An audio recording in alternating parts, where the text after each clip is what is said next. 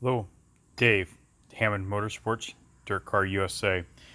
Want to make a video here on our pull bars.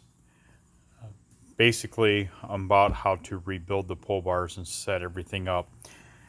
The first thing you want to do is you'll take your pull bar all apart and clean it. Really important to polish the shaft through there to make sure that's nice and clean. And absolutely no lubricants. One of the first tips I like to talk about is up here at the end of the pull bar shaft. Make sure you have two flat washers. And then start stacking your bushing, washer, bushing, washer, bushing, washer.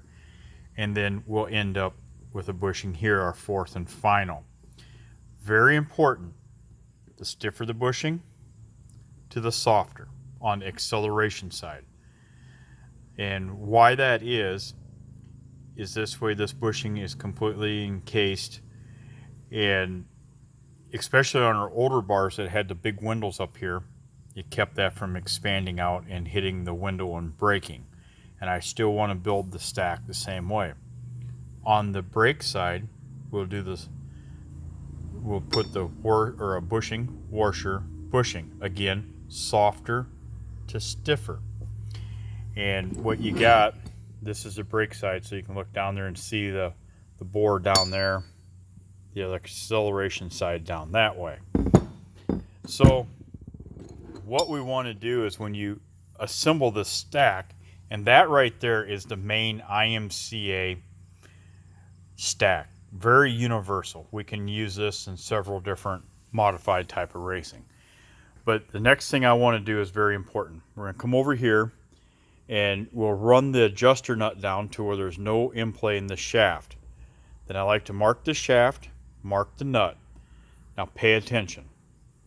I want you to load this 5 revolutions and walk away. Let it sit for about 45 minutes to an hour.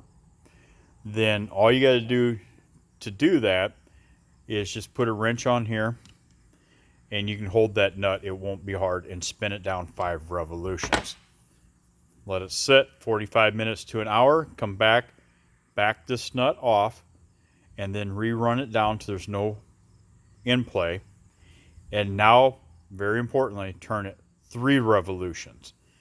Once you get it set on the flat, you got a flat here, there's a flat there. And after you let it sit under that load with 5 rounds, this may not line back up. If it's a half a turn off, I don't care. But just then make sure you put 3 rounds in it. Once you get the 3 rounds in, get the set screw here. If you notice there's a, trying to get focus on that, I'm sorry. I'm not a camera guy, not a video guy. I'm a manufacturer. But that little Teflon tip there, you'd screw that in here, and then that would screw in. And you ain't got to tighten it super tight. Just run it down and give it about a half to 3/4 turn. And that flat will hit here. And what that will do is that will help from marring the shaft and boogering up your threads. So really important to do. Another thing, while you have it in the car, if you have room, mount the main body down on the chassis.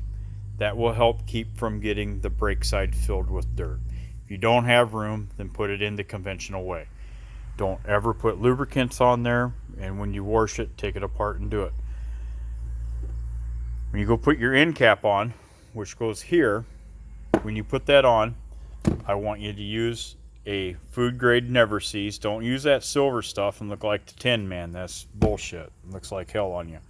Or we have this high pressure lube to put on there. Another upgrade that we have done, and for you people that have the older bars, please look into getting these Heim joints. These are the Teflon Heims. They do not move easily. They are that way on purpose.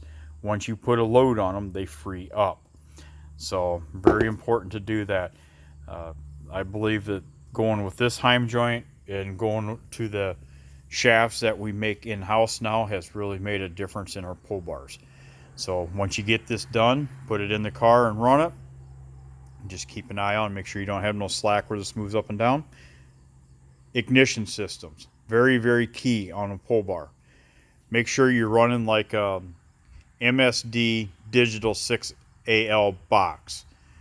The old boxes with chips and all that stuff, they hit harder, and once you hit the RPM chip, it will bounce the shaft back and forth and tear the living hell out of the bushings. So try to get the latest MSD box as you can. The fast fire box is really good if you can get your hands on it, but the key word is if you can get your hands on it. So there's a few tips on our pull bars. Got any questions, give us a call or text us right there at that number, and we'll look forward to helping you out. Thank you for following along. Have a good day.